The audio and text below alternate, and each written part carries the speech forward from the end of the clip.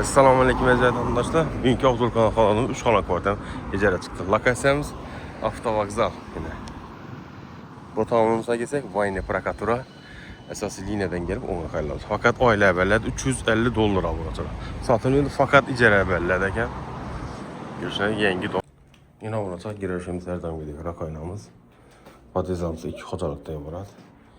Gedib bir xoşumuz olmamızdan genişkən, prizosla.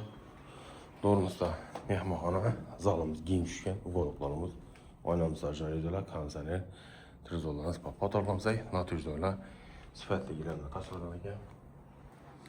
Aşxanamızda şairətlər var, xaladenikimiz, muhikəmiz, qaz plitəmiz, ballerimiz var, doğu konteyner katörlarımız var, akvatlarımız üçün stullarımız var. Sifətli, yaxşı girənlər, hacətxana, yumuşaq əlaqada caylaşarkən.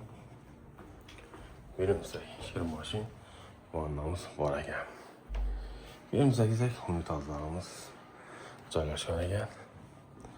Diz yıxanamız yine. Birimde kəttələ spanyası. Turumamız yine. Hədəbində spanyayı garnitürlər bedən balkon var ekan. Narxana izək 250 dolar. Lokasiya Vokzal Hərbi Prakaturada ekan burada.